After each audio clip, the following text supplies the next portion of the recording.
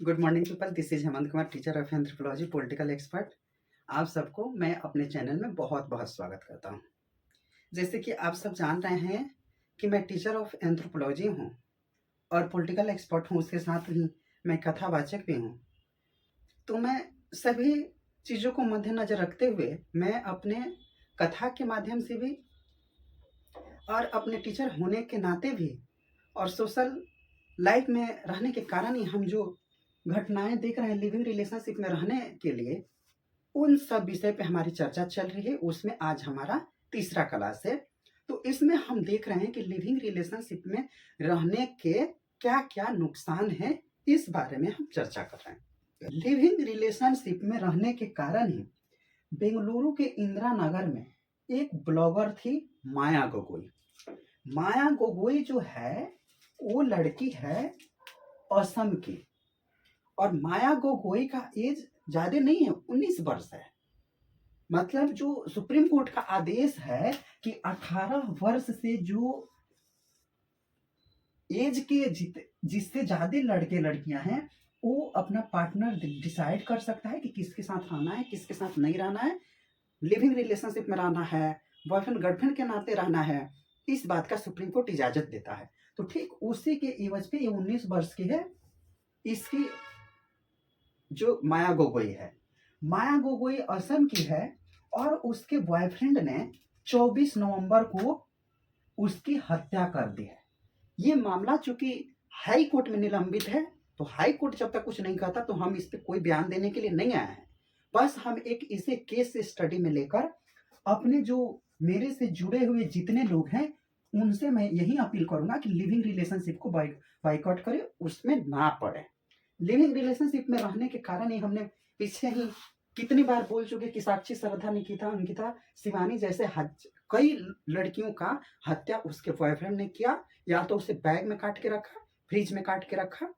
श्रद्धा जैसे मामला हुआ दिल्ली में ही, और भी कितनी घटनाएं हुई, बाहरी जंगलों में फेंक दिया, कुत्ते नोच के खा रहे हैं।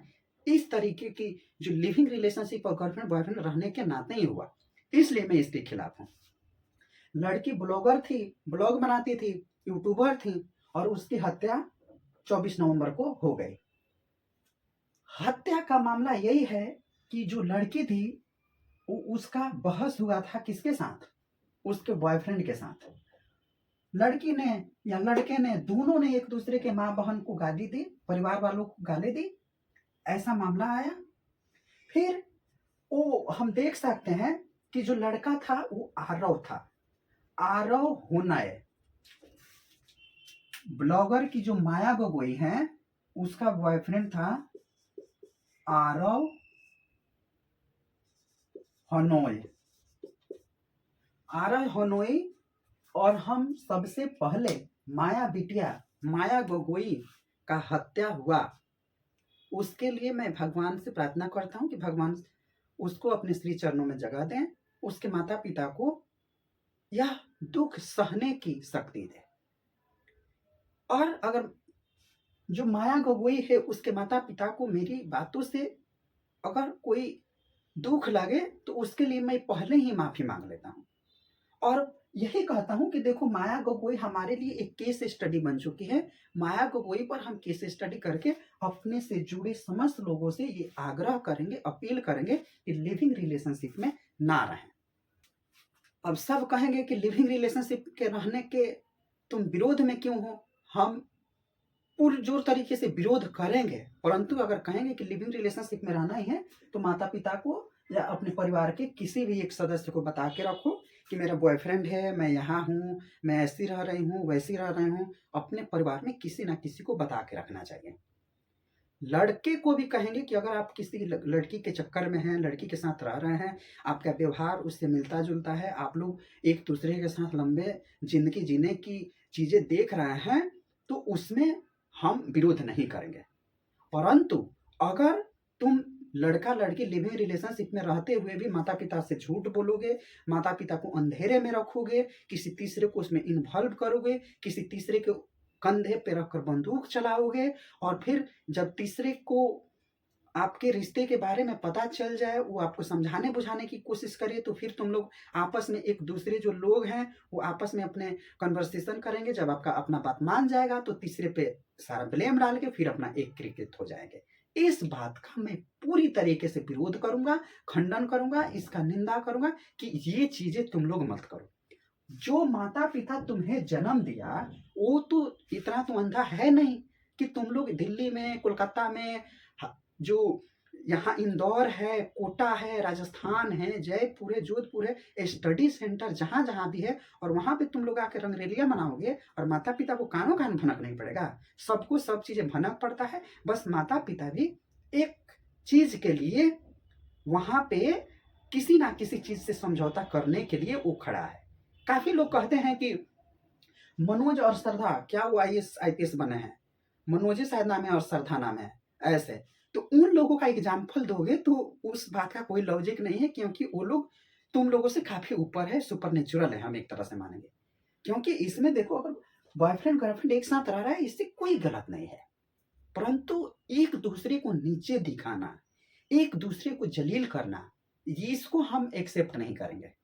और बॉयफ्रेंड भी इतना बेवकूफ नहीं होना चाहिए, गर्लफ्रेंड भी इतना बेवकूफ नहीं होना चाहिए कि उन्हें ये भनक भी ना लगे कि कोई मुझे जलील कर रहा है, मुझे अपने माता पिता का नाजायज औलाद बोल रहा है, मुझे अपने परिवार के समस्त लोगों के खिलाफ इतनी अभद्र टिप्पणी कर रहा है और उसको मैं झेलता रहूं।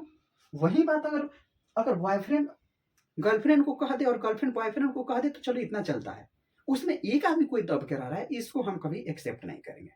और उस लड़के को भी नहीं करना चाहिए, उस लड़की को भी नहीं करना चाहिए।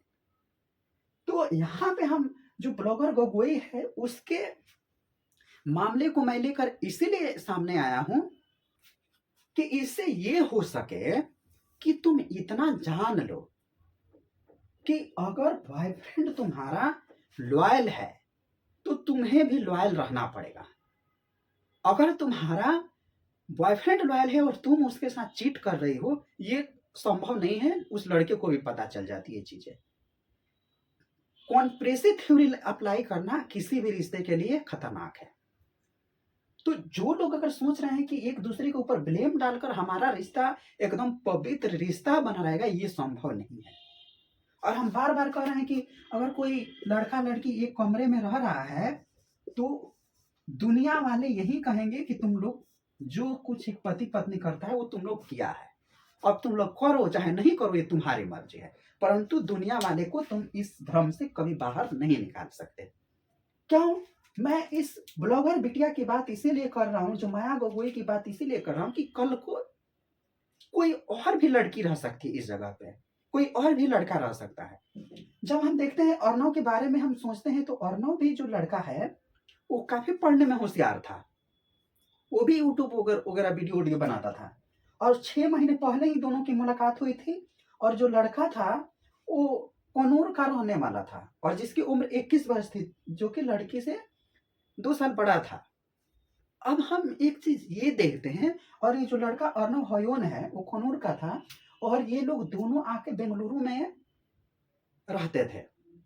जब लड़की से मुलाकात हुआ तो ये ब्लॉगर थी, ब्लॉग व्लॉग बनाती थी, तो उसके प्यार के चक्कर में लड़का पड़ा। फिर अपने घर वालों की अनुमति लिया नहीं लिया, ये कोर्ट का मामला है, उसमें मैं कुछ नहीं कर सकता। बस इतना ही मुझे कहना है कि उसने केवल इस लड़की के चक्कर में अपना कुनूर का रहने वाला लड़का बेंगलुरु में आकर रहा, दोनों लिविंग रिलेशनशिप में रहते थे। लड़की भी अपना कहीं काम करती थी, ब्लॉग भी बनाती थी, और उसी में लड़की के कहने से उस कंपनी में इस लड़के को भी रख लिया गया, ये भी अपना पढ़ाई करने लगा। मतलब देखो दोनों तरफ से खेल रहा है, इधर लिविंग रिलेशनशिप में भी रहना है और माता पिता को भी बताना है कि हम लोग जॉब कर रहे हैं। और इस रिश्ते के बारे में तो माता पिता को बताया नहीं बताया, अगर बताया रहता तो ये बिटिया आज इसकी हत्या नहीं हुई रहती। हत्या का मुख्य कारण अगर हम जानेंगे तो देखा गया कि जो लड़की है और लड़का है, माया गोगोई और जो आरव है, ये लोग किसी होटल में गए।